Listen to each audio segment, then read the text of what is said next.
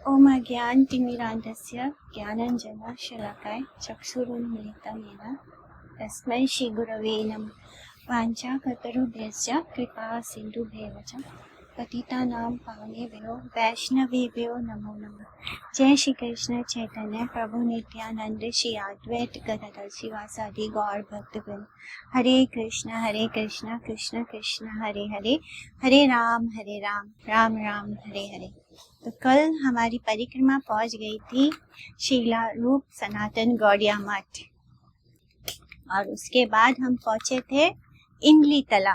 इमली तला में हमने देखा कि जो हमारे गौड़िया फिलॉसफी है उसमें क्या है कि श्रीमती राधिका के वीरा में कृष्ण ही व्याकुल हो, यानी हमेशा इमली तला की लीला में कृष्ण राधा रानी के विरह में इतने व्याकुल होते हैं कि उनका देह का जो रंग है, जो अंग कांति है, उनका राधा रानी का जैसे हो जाता है। माने ये इंडिकेशन था कि फ्यूचर में वो श्री चैतन्य महाप्रभु के रूप में आने वाले हैं, जिसमें उनके भाव और उनका अंग कांति जो है वो राधा रानी जैसे होगा।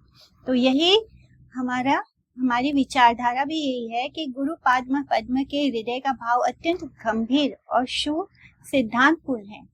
श्रीमती राधिका की परिचारिका मंजरियों का हृदयगत भाव ऐसा होता है, जो राधा रानी की मंजरियां होती हैं उनका भाव ऐसा होता है कि राधा रानी के विरह में कृष्ण ही व्याकुल हो। ऐसा होने पर वे आनंदित होती हैं तथा वे राधा विरह कातर श्री कृष्ण का राधा रानी के निकट अभिसार कराती है, और फिर वो सारी कोशिशें करती है जिससे कि कृष्ण राधा रानी से मिल पाए। श्री रूपानुग गौड़िया वैष्णव में यही भाव प्रधान होता है। जो रूपानुग गौड़िया वैष्णव है उनके अंदर भी यही मंजरियों का जो भाव है वही भाव प्रधान होता है। लगभग 550 वर्ष पहले श्री चैतन्य महाप्रभु ने ब्रज ब्रह्मन के समय अक्रूर घाट पर कुछ दिनों तक निवास किया था। वहीं से वे प्रतिदिन यमुना के तट पर स्थित परम मनोहर इस इमली तला घाट पर आकर भाव आविष्ट होकर हरि नाम कीर्तन करते थे। अब तो हम सबको पता है कि महाप्रभु जब भाव में आते थे तो उनकी कैसी दशा होती। तो उसी दशा में जब वो हरि नाम संकीर्तन करते थे हर रोज इमली तला घाट पर, यहीं पर उन्होंने कृष्णदास राजपूत पर कृपा की थी। यहीं रहते समय एक दिन कुछ लोगों ने महाप्रभु जी से निवेदन किया कि कालिया हृद में रात के समय कृष्ण आते हैं और वहीं पर लीला प्रकाश कर रहे हैं, यानी वो वहां पर आकर लीला करते हैं। आप भी चलकर कृष्ण का दर्शन कीजिए। इस तरह महाप्रभु जी को आकर उन्होंने बोला। तो महाप्रभु जी ने उन लोगों को 2-4 दिन प्रतीक्षा करने के लिए कहा। फिर रात के समय कालिया दह पर लोगों की भीड़ उमड़ने लगी। अंत में ये पर्दाफाश हुआ कि रात में एक नौका पर बैठकर कुछ मुसलमान मछलियां पकड़ते थे। नौका के अग्रभाग में एक प्रदीप जलता था, और जब मछुआरे नाव के अग्रभाग में खड़े होकर हिलता डुलता था तो वो लोगों को नृत्य के समान लगता था, और सबको लगता था कृष्ण जो है वो कालिया पर चढ़ के नृत्य कर रहे हैं।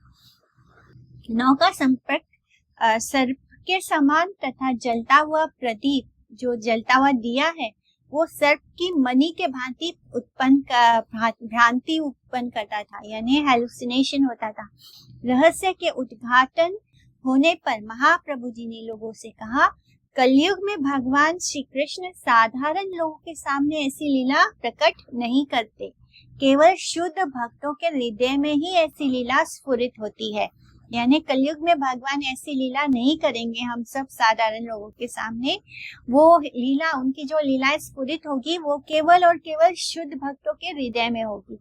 श्री चैतन्य महाप्रभु कुछ दिनों के बाद श्री वल्लभ भट्टाचार्य के साथ यहाँ से सौरो और प्रयाग होकर नीलांचल पधारे।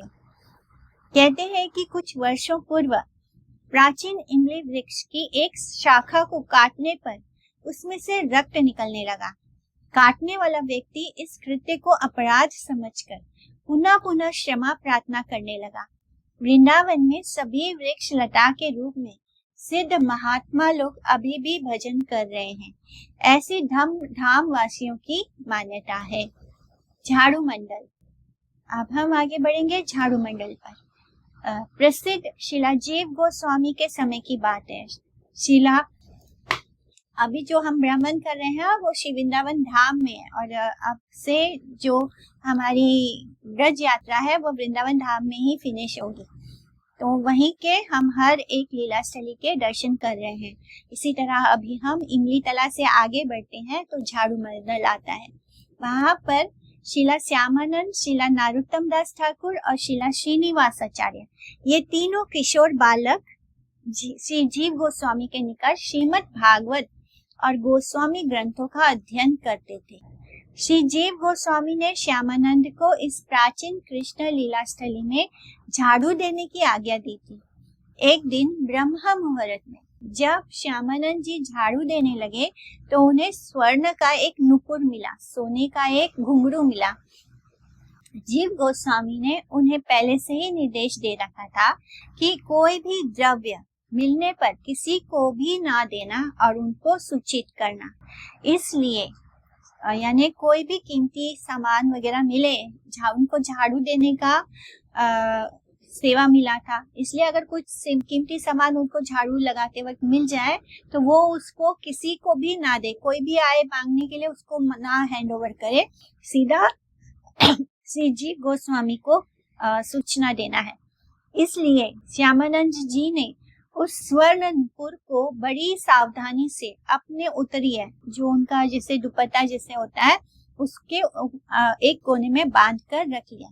थोड़ी ही देर में दो ब्रज की बालाएं उनके पास आती हैं और बोली कि ये हमारी सखी का नुपुर है, तुम हमें दे दो, हम इसे ढूंढ रही थी। श्री श्यामानंद जी ने नम्रता से उत्तर दिया, जिसका नुपुर है वे स्वयं लेने जाए, तुम्हें नहीं दूंगा। दोनों किशोरियां बोली, तुम्हें लज्जा नहीं आती? तुम किस साहस से किशोरी बहू का मुख देखना चाहते हो? किंतु श्यामानंद जी अपनी बात पर अटल रहे। फिर ये दोनों अपनी सहेली को लेकर आई और बोली, इनके चरणों में नुपुर बांध दो। तो श्री श्यामानंद जी ने प्रेम से कांपते हुए हाथों से उनके पैरों में नुपुर यानी पायल बांध दिया। ये और कोई नहीं, स्वयं श्रीमती राधा रानी और उनकी दोनों सखियां ललिता और विशाखा थी। अपने अनुरागी भक्त के ऊपर कृपा करने के लिए ऐसे ही ये आतुर रहती हैं। श्यामानंद जी का जीवन कृतार्थ हो गया। पहले इनका नाम दुखी कृष्णदास था। श्रीमती जी की कृपा पाकर इनका नाम श्यामानंद दास हुआ। श्रीमती ललिता जी ने इनके ललाट पर नुपुर की छाप लगा दी और पर श्यामानंद परिवार में आज तक ललाट के ऊपर तिलक के भीतर नुपुर का चिन्ह अंकित रहता है। जो श्यामानंद को फॉलो करते हैं उन सब के जो तिलक है उसके बीच में नुपुर का निशान होता है। दूसरा प्रसंग है कि ये प्रसंग एक प्राचीन घटना है। झाड़ू मंडल में एक बुढ़िया रहती थी। अपने घर में चक्की पर दूसरों को गेहूं पीसकर अपनी जीविका चलाती थी, किंतु थी वो एकांतिक कृष्ण भक्त। चक्की चलाते समय कृष्ण के मधुर नामों का सुस्वर से सुंदर रूप से कीर्तन किया करती थी। एक दिन ब्रह्म मुहूर्त के समय घर घर करके चक्की चला रही थी। जैसे वो पत्थर की जो चक्की होती थी पुराने जमाने में, जिन्होंने पुराने घरों को देखा होगा तो उन्होंने देखा होगा कि घर में एक गोल सी चक्की होती है पत्थर की, तो वो सभी घरों में होती थी पहले। तो उसमें गेहूं चावल वगैरह पीसा जाता था। तो एक दिन वो पीस रही थी तो उसने तन्मय होकर कृष्ण के मधुर नामों का गायन कर रही थी। इतने में एक सांवला सलोना किशोर अपने एक पैर को चक्की पर रखकर बोला, मैया क्या घर घर चक्की चला रही है?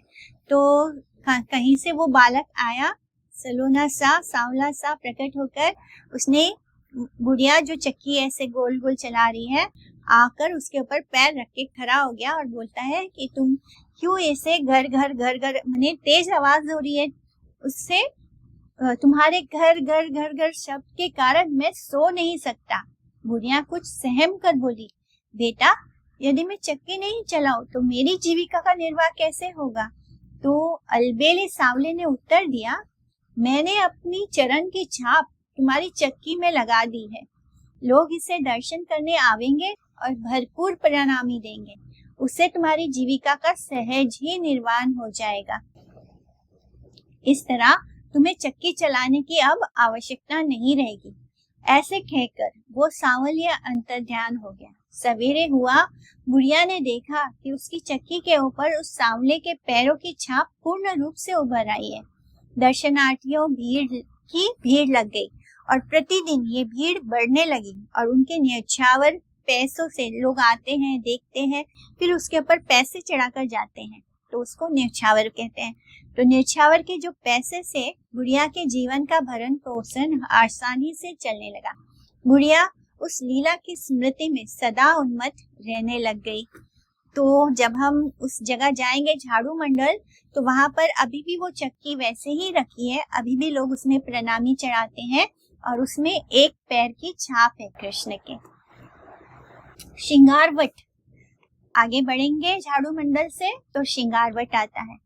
ये स्थान इमलीतला से कुछ पूर्व में यमुना के तट पर स्थित है। गोचारण के समय सुबल आदि सखा उल्लास के साथ यहाँ कृष्ण का विविध प्रकार से श्रृंगार किया करते थे। विशेष रूप से श्री कृष्ण ने यहाँ पर अपने हाथों से पुष्पों का चयन करके श्रीमती राधिका का विविध प्रकार से श्रृंगार करके उनका मान भंग ही किया था। जब रासलीला से राधा रानी क्रोधित होकर निकल जाती है कि ये देखकर कि कृष्ण जो है सभी उनका ध्यान बाकी के गोपियों पर है और राधा रानी पर नहीं है, तो वो गुस्से में मान करके निकल जाती है और उस मान के समय वो वहां से पगडंडी से होकर जहाँ पर मानसरोवर बन चुका है वहां पर पहुंच जाती है उस स्थान पर। और फिर कृष्ण देखते हैं नाचते नाचते कि आसपास राधा रानी तो है नहीं, तो वो जो खुशी से सबके साथ रास लीला कर रहे थे उसका कारण तो राधा रानी ही थी। जब तक राधा रानी आसपास होती है तभी तक ही कृष्ण खुश रहते हैं, आनंद में रहते हैं। और जब देखा कि राधा रानी नहीं है तो फिर वो भी उनको ढूंढने के लिए वहां से निकल पड़ते हैं और फिर उस स्थान पर पहुंचते हैं जहाँ पर राधा रानी ने के आंसू बहते बहते मानसरोवर बन चुका था, यानी पूरा एक सरोवर ही बन गया जब वो गुस्से में रोने लगती है। और फिर उनको मनाया और फिर वो जिस स्थान पर उनको मनाया वो श्रृंगारवट था और वहां पर फिर अलग अलग तरह के पुष्पों से उनके केशों की सज्जा करते हैं, उनको पूरा सजाते हैं सुंदर से। अपने समान ही अन्य अन्य गोपियों के साथ कृष्ण का रास नृत्य देखकर श्री मानवती राधिका रास से निकल आई और इस निर्जन स्थान में छिपकर बैठ गई। रसिक कृष्ण ने यहीं पर अपने हाथों से बेली, चमेली आदि के पुष्पों को चयन करके श्रीमती जी का श्रृंगार करके उनको प्रसन्न किया था। श्रीमद् भागवत में इस विषय का बड़ा ही सरस वर्णन है। कृष्ण को अन्वेषण करती हुई सखियों में से एक दूसरी सखियों ने कहा, अरे सखियों देखो देखो, यहाँ प्रिया के लिए प्रिय कृष्ण पुष्प चयन किए हैं। उनके उचक उचक कर पुष्प चयन करने के कारण उनके चरणों के अग्रभाग भूमि पर दबी सी दिख रही है तथा एड़ी का पता नहीं है। तो जब हम उछल उछल के पेड़ से फूल तोड़ते हैं तो हमारी एड़ी के निशान नहीं आते, बस आगे के पैरों के जो पंजे होते हैं उनके निशान पड़ते हैं जमीन पर। तो यही बात जब दोनों को ढूंढते हुए सखियां निकलती हैं कृष्ण और राधा रानी को कि दोनों ही गायब हो गए रास में से, तब वो लोग रास्ते भर उन निशानों को ढूंढते हुए आती है कि कहीं कृष्ण और राधा, मैंने उनको पता नहीं है कि वो दोनों साथ में हैं या अलग है। तो भूमि पर वो देखते हैं कि पैरों के निशान दिख रहे हैं, केवल आगे के पैरों के पंजे दिख रहे हैं, बाकी का एड़ी नहीं दिख रहा। तो वो अंदाजा लगाती हैं कि अरे सखियों देखो देखो, यहाँ प्रिया के लिए यानी राधा रानी के लिए कृष्ण ने फूल तोड़े हैं उचक उचक के, उछल उछल के। उधर कृष्ण अभी श्रृंगार कर ही रहे थे कि निकट में गोपियों का उच्च स्वर सुनाई पड़ा, यानी उनको सुनाई दिया। यहाँ बैठ के अभी राधा रानी का वो श्रृंगार ही कर रहे थे कि उनको आवाज आने लगी, गोपियां जो आपस में बातें कर रही थी। कृष्ण ने राधा रानी से कहा, शीघ्र ही यहाँ से चलने का वो वो कहते हैं कि चलो चलो यहाँ से हम चलते हैं, क्योंकि गोपियां जो है वो यहीं पर आ रही है। किंतु उन्होंने क्लांत होने का बहाना बनाकर चलने से निषेध कर दिया। लेकिन राधा रानी बहुत थक चुकी थी और उन्होंने कहा कि मैं अब और नहीं चल सकती। तो जब उन्होंने कृष्ण से कहा कि अब मैं और नहीं चल सकती, तो मुझे कंधे पर उठाकर ले चलो। तो जब कृष्ण ऐसे बैठते हैं और बोलते हैं राधा रानी को कि मेरे कंधे पे सवार हो जाओ, और उतने ही पल में कृष्ण गायब हो जाते हैं और राधा रानी वहां अकेली हो जाती है। और जब एक ही पल में क्षण में देखती है कि कृष्ण नहीं है, तो वो कृष्ण के विरह में बेहोश सी हो जाती है। तो यहाँ पर प्रस्तुत हुई कि श्याम सुंदर उसी तत्क्षणात अंतर ध्यान हो गए, यानी वो वहां से डिसअपियर हो जाते हैं। फिर तो राधा रानी श्रीमती जी विरह में कातर होकर हा नाथ रमन श्रेष्ठ क्वासी क्वासी महाभुजा दास्यस्ते कृपणाया में सखा दर्शया सन्निधि कहती कहती मूर्छित हो गई, बेहोश हो जाती है। इतने में जो पीछे से सखियों ने राधा रानी को इस प्रकार विरह में व्याकुल देखा, तो उनको सांत्वना देने लग गई और उन्हें अपने साथ लेकर यमुना पुलिन में चली आई। श्रीमन नित्यानंद प्रभु ब्रज मंडल में भ्रमण करते समय यमुना तट पर स्थित इसी श्रृंगार वट के निकट ही कुछ दिन ठहरे थे। यहाँ रहते समय वे सदैव श्री बलदेव जी के भाव में आविष्ट रहते थे। कभी कभी अवधूत जैसे आविष्ट होकर गौओं का गला पकड़कर रोते और उनसे पूछते कन्हैया को देखा है, वो कहाँ है। कभी गौओं के चरवाहों को पकड़ लेते और रोते रोते कहते कन्हैया कहाँ है। पूछते। यहीं पर एक दिन उनको आकाशवाणी सुनाई दी थी कि तेरा कन्हैया अभी नदिया में सचिनंदन गौर हरि के रूप में तुम्हारी बात जो रहा है। नित्यानंद के निवास के कारण इसको नित्यानंद वट भी कहते हैं। जो श्रृंगार वट है उसको नित्यानंद वट भी कहते हैं। यहाँ निताई गौर और राधा कृष्ण के विग्रह दर्शनीय हैं। मंदिर के पास ही प्राचीन वट के नीचे श्रीमती राधिका का श्रृंगार करते हुए श्री कृष्ण की एक निराली छवि दर्शनीय है। तो हम सबके मन में ये बात आती है कि ऐसे कैसे कृष्ण राधा रानी के साथ ही रहते। सब गोपियों को तो पता ही है राधा कृष्ण के प्रेम का, लेकिन फिर कृष्ण क्यों छोड़कर चले गए? क्योंकि कृष्ण अगर वहीं पे रहते राधा रानी के साथ, तो सबके मन में राधा रानी के भाग्य को लेकर ईर्ष्या हो जाती। वो सब राधा रानी के लिए ईर्ष्या महसूस करने लग जाती कि कृष्ण जो है हम सबको छोड़कर राधा रानी के पास आ गए।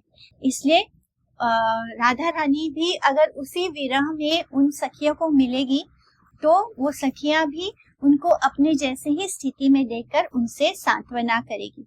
तो वही होता है, जब उन्होंने देखा कि राधा रानी भी तो अकेली है, वो भी कृष्ण के विरह में व्याकुल है, तब उन सबको उनके लिए मन में दया उत्पन्न होती है।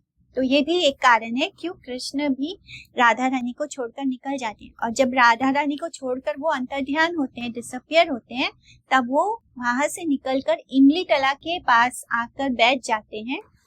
वो उनका भी कृष्ण की भी कोई इच्छा नहीं है राधा रानी से दूर होने की, लेकिन फिर भी वो राधा रानी के भले के लिए उनको छोड़कर जब इमली तला तक पहुंचते हैं, किसी तरह चलते चलते, तो वहां था वैसे ही बेहोश से होकर बैठ जाते हैं। और एकदम राधा रानी के विरह में होने के कारण उनका जो अंग कांति है और उनका जो भाव है वो राधा रानी के जैसे हो जाता है।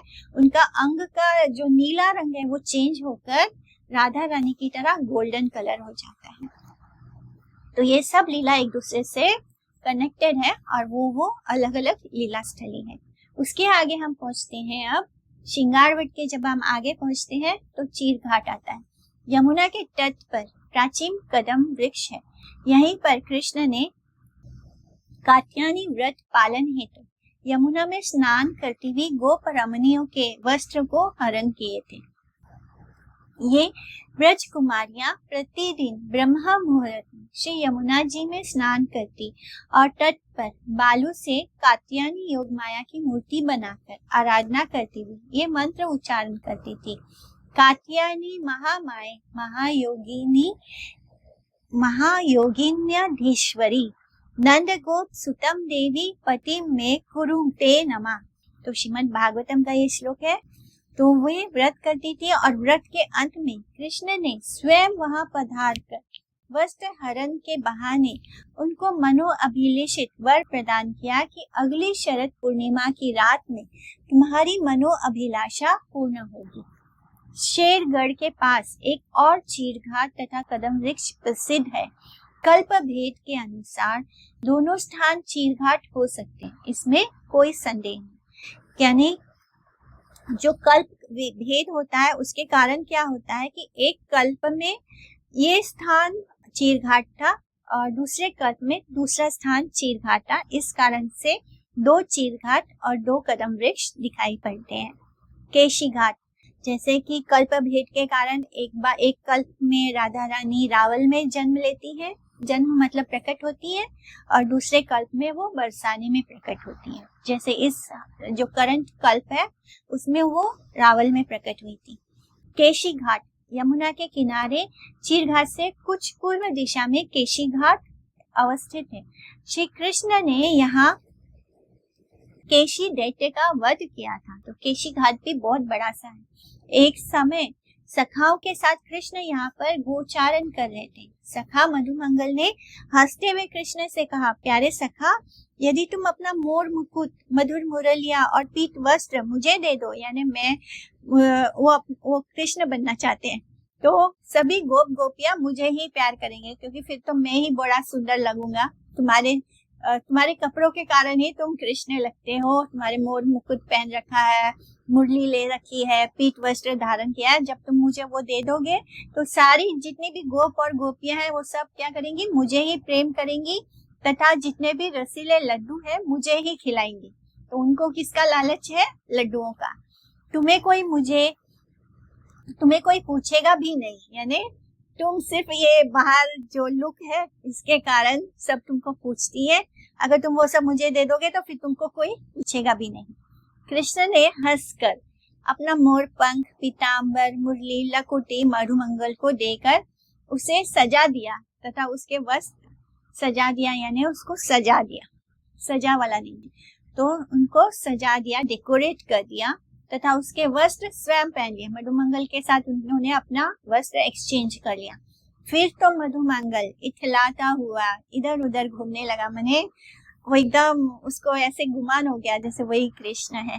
इतने में ही महापराक्रमी केशी दैत्य विशाल घोड़े का रूप लेकर कृष्ण का वध करने के लिए हिनहिनाता हुआ वहां पर उपस्थित हो गया।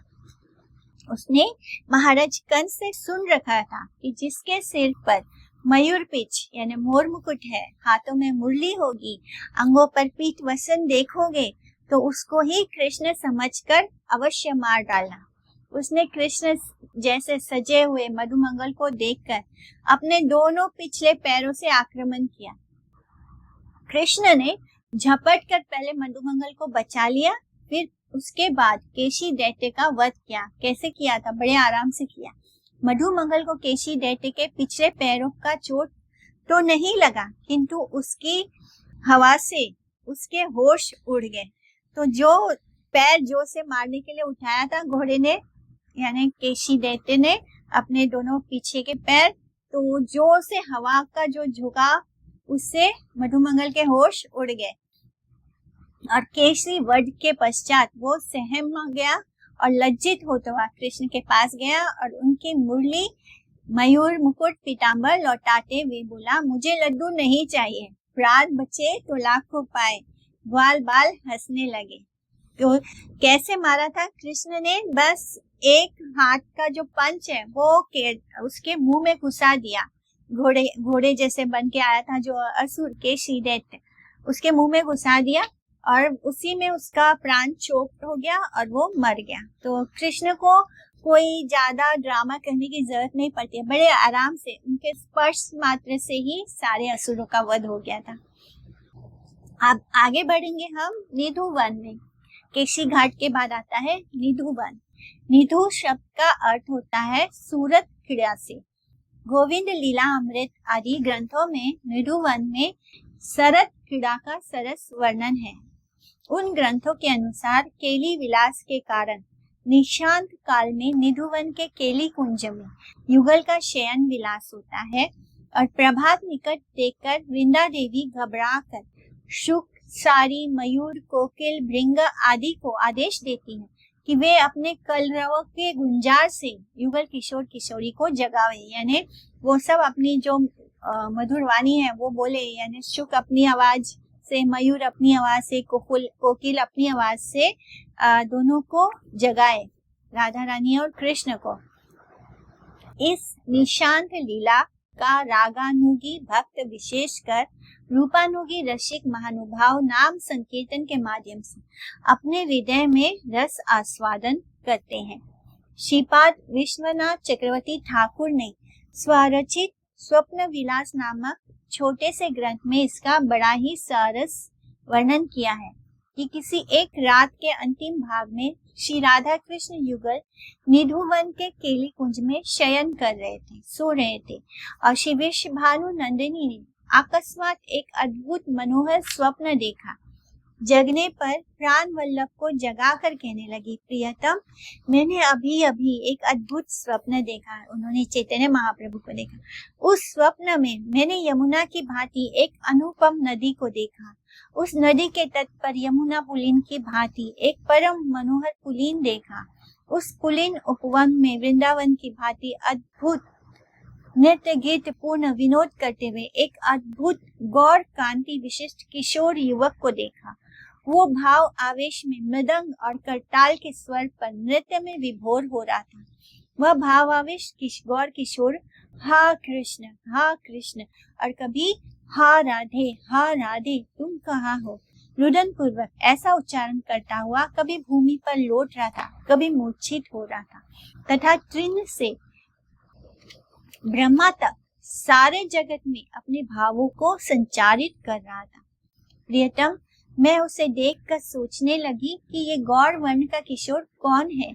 क्या सदा सर्वदा हा कृष्ण कहकर रोने वाली मैं ही वो गौर किशोर हूँ, अथवा हा राधे तुम कहाँ हो इस प्रकार उच्च स्वर से रुदन करने वाले मेरे प्राण प्रियतम आप श्री कृष्ण ही वो गौर किशोर है। तो कभी उनको डाउट होता है, क्योंकि कृष्ण को तो केवल वही इस तरह पुकारती हैं, फिर राधा रानी को तो केवल कृष्ण ही इस तरह पुकारते हैं, तो उनको डाउट होता है क्या वो मैं हूँ, क्या वो आप है। तो कृष्ण बोलते हैं, हे प्रियतम, मैंने तुम्हें समय समय पर नारायण आदि विविध स्वरूपों का दर्शन कराया है, किंतु उन्हें दर्शन तुम्हें कोई आश्चर्य नहीं हुआ, किंतु तुम्हारी बुद्धि में भ्रम उत्पन्न करने वाला वह गौर वर्ण वाला किशोर कौन है मैं नहीं कह सकता। ऐसा कहकर वे मुस्कुराने लगे। राधा रानी कहने लगी, प्राण वल्लभ, अब मैं समझ गई, वो गौर स्वरूप आप स्वयं ही हैं, अन्यथा मुझे इस प्रकार कोई भी मोहित नहीं कर सकता। राधा रानी केवल और केवल कृष्ण से ही मोहित हो सकती है। अनंतर कृष्ण अपने कौस्तुभ मणि में श्री राधा रानी को जो स्वप्न दृष्ट अब सभी दृश्यों को साक्षात की भांति दिखलाने लगे, और कृष्ण के का जो कौस्तुभ मणि है उसमें वही स्वप्न दिखने लग गया जो राधा रानी ने स्वप्न में जो जिसको देखा वो सब वो कौस्तुभ मणि में दिखने लगा।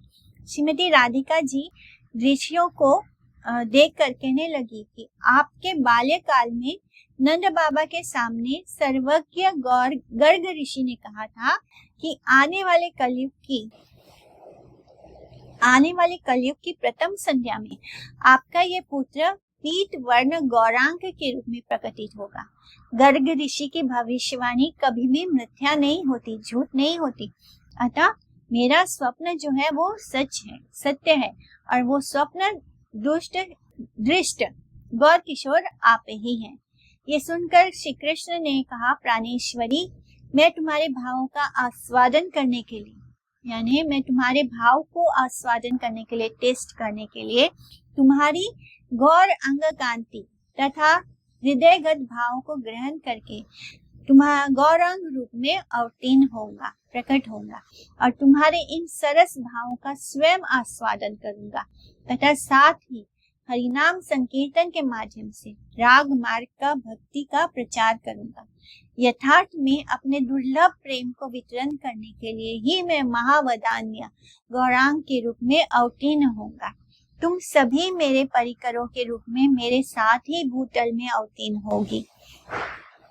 निधुवन में श्रीमती राधिका राजवेश में सुसज्जित होकर राज सिंहासन पर बैठी। श्री कृष्ण कोतवाल वेश धारण करके कुंज के द्वार पर देश की रक्षा करने लगे। इसको राई राजलीला कहते हैं। गौड़िया पदकर्ताओं ने इस लीला का बड़ा ही मनोरम चित्रण किया है।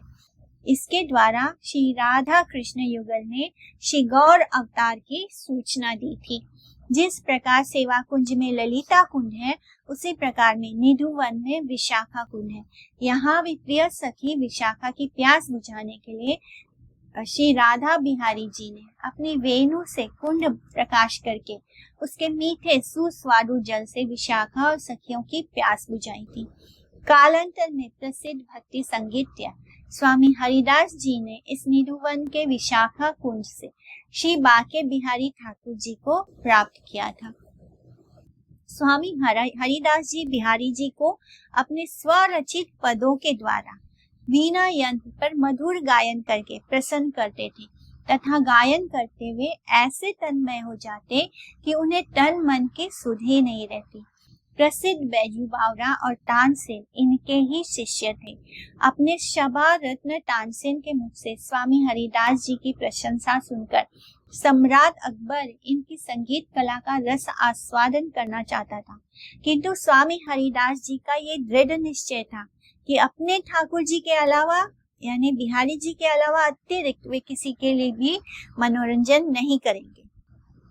एक समय सम्राट अकबर वेश बदलकर साधारण व्यक्ति की भांति तानसेन के साथ निधुवन में स्वामी हरिदास की कुटी में उपस्थित हुआ। संगीतज्ञ तानसेन ने जानबूझकर अपनी वीणा लेकर एक मधुर पद का गायन किया। अकबर तानसेन का गायन सुनकर मुग्ध हो गए। इतने में स्वामी हरिदास जी ने तानसेन के हाथ से वीणा लेकर स्वयं उस पद का गायन करते हुए तानसेन की गलतियों को त्रुटियों की ओर इंगित करने लगे।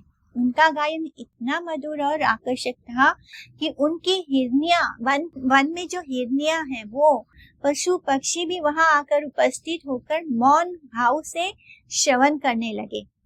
पशु पक्षी हिरन हिरनियां सब कुछ वहां आ गए उनके गाने को सुनकर। सम्राट अकबर के विस्मय का ठिकाना नहीं रहा। वे प्रसन्न होकर स्वामी हरिदास को कुछ भेंट करना चाहते थे, किंतु बुद्धिमान तानसेन ने इशारे से इसके लिए सम्राट को निषेध कर दिया। अन्यथा हरिदास जी का रूप ही कुछ बदल गया होता और इन महापुरुष की समाधि निधुवन में अभी भी वर्तमान है। धीर समीर श्री यमुना जी के तट पर रासलीला स्थली वंशीवत के समीप ही ये स्थान वर्तमान है, लोकेटेड है। वर्तमान है माने लोकेटेड है। यह श्री राधा कृष्ण युगल के नित्य निकुंज केली विलास का स्थान है। युगल केली विलास का दर्शन करके समीर यानी हवा भी धीर और स्थिर हो जाता है। जब हवा चलता है समीर और जब वो राधा और कृष्ण की लीला को देखता है, उनके केली विलास लीला को के दर्शन करता है, तो वो भी वहां पे रुक जाता है, स्थिर हो जाता है। वो एक कदम भी आगे बढ़ने में असमर्थ हो जाता था। इसलिए इस स्थान का नाम हो गया धीर समीर। धीर समीर का कुंज और देवालय नित्यानंद प्रभु के ससुर जानवा एवं वसुधा के पिता सूर्यदास सरखेल के छोटे भ्राता श्री गौरीदास पंडित के द्वारा स्थापित है। श्री गौरीदास पंडित श्रीमन महाप्रभु जी के प्रधान परिकरों में एक हैं। उन्होंने अपने जीवन के अंतिम समय में वृंदावन आकर धीर समीर कुंज की स्थापना की और वहीं पर अपने आराध्य देव श्री श्याम राय की सेवा पूजा आरंभ की। यहीं पर उनकी भजन एवं समाधि स्थली भी विद्यमान है। प्रसिद्ध वैष्णव पदकर्ता श्री जयदेव गोस्वामी ने अपने प्रसिद्ध पद में धीर समीरे यमुना तीरे वसती वने वनमाली गोपी पीन पयोधर मर्दन चंचल कर युगशाली, जिस कुंज का उल्लेख किया है वो यही केलीवट धीर समीर कुंज है। श्री गीत गोविंद में श्री वक्रेश्वर पंडित श्रीमन महाप्रभु जी के प्रसिद्ध परिकरों में एक है। वे अपने अंतिम समय में कृष्ण विरह में इतने व्याकुल हो गए कि लौकिक लोगों के लिए उनका पार्थिव शरीर छूट गया। कुछ दिनों के पश्चात उनके लिए शिष्य, उनके प्रिय शिष्य श्री गोपाल गुरु भी अप्रकट लीला में प्रविष्ट हो गए। गोपाल गुरु के प्रिय शिष्य ध्यानचंद गोस्वामी भी परम रसिक एवं विद्वान भक्त हुए हैं। उनके समय में राज कर्मचारी राधाकांत मठ तथा उसके अंतर्गत हरिदास ठाकुर की भजन कुटी में कुछ अत्याचार करने लगे। इससे वो बड़े मर्माहत हुए, दुखी हुए। तो उस समय उन्हें वृंदावन के किसी वैष्णव ने ये समाचार दिया कि अरे तुम इतने चिंतित क्यों हो रहे हो, तुम्हारे परम गुरु श्री वक्रेश्वर गोस्वामी को हमने धीर समीर में भजन करते हुए देखा है, तुम उनके पास चले जाओ, वे सारी व्यवस्था ठीक कर देंगे। ऐसा सुनकर वो बड़े आनंदित हुए और उन्होंने उसी क्षण तत्क्षणात पैदल ही वृंदावन के लिए यात्रा की। कुछ दिनों में वे वृंदावन में पहुंचे। धीर समीर में प्रवेश करते ही वे आश्चर्यचकित हो गए। उन्होंने देखा कि श्री वक्रेश्वर पंडित हाथ में नाम की माला लिए हुए भाव विभोर होकर नाम संकीर्तन कर रहे थे। लीला स्मृति के कारण उनके नेत्रों से निरंतर अश्रु प्रवाह विगलित हो रहा था, आंखों से आंसू बहे जा रहे थे। श्री ध्यानचंद जी लकुटी की भांति उनके चरणों में गिरकर रोने लगे और उनसे पूरी धाम में लौट के चलने का आग्रह करने लगे। वक्रेश्वर पंडित ने साक्षात रूप से जाने के लिए मना तो किया, किंतु बोले तुम निश्चित मन से पुरी लौट जाओ, राज कर्मचारियों का उपद्रव सदा के लिए बंद हो जाएगा। उनके आदेश से ध्यानचंद गोस्वामी पुरी में राधाकांत मठ में लौट आए और राज कर्मचारियों ने अपने कृत्य के लिए, अपनी गलतियों के लिए उनसे पुनः पुनः क्षमा याचना की। ये वही धीर समीर है जहाँ श्री ध्यानचंद गोस्वामी ने अप्रकट हुए श्री वक्रेश्वर पंडित का साक्षात दर्शन किया था। इन सब लीलाओं को अपने हृदय में संजोए भक्तों को आनंदित करने वाले धीर समीर आज भी विराजमान है। मान भंजन स्थल श्री धीर समीर के अंतर्गत ही मान भंजन स्थल है। ब्रज परिक्रमा नामक ग्रंथ में ऐसा वर्णन प्राप्त होता है कि जयदेव गोस्वामी ने अपने प्रसिद्ध पद स्मर गरल खंडनम मम शिरसि मंडनम देहि पद पल्लवम उदारम, जिस मधुर लीला का गौर गीत गोविंद में वर्णन किया है वो मान भंजन लीला यहीं पर हुई थी। वंशीवट अमल प्रमाण श्रीमद भागवत में वर्णित प्रसिद्ध राधा कृष्ण युगल की सखियों के साथ रास लीला की प्रसिद्ध स्थली यही वंशीवट है। गोप कुमारियों की कात्यायनी पूजा का फल प्रदान करने के लिए रसिक बिहारी कृष्ण ने जो वरदान दिया था उसको पूर्ण करने के लिए उन्होंने अपनी मधुर वेणु पर मधुर तान छेड़ दी, जिसे सुनकर गोपियां प्रेम उन्मत्त होकर राका रजनी में यानी घने अंधेरे में रात के समय यहाँ उपस्थित हुई और रसिकेंद्र शेखर कृष्ण ने अपने प्रति समर्पित गोपियों को धर्म व्यतिक्रम के बहाने से यानी धर्म बताने लगे उनको और कहा कि अपने पतियों की सेवा के लिए उनके घरों में लौट जाओ और बहुत सी युक्तियां दी। बड़ा ही उनको धर्म शास्त्र का ज्ञान देते हैं और बोलते हैं कि तुमको इतनी रात को यहाँ नहीं आना चाहिए, तुमको अपने पतियों के साथ रहना चाहिए। किंतु विदग्ध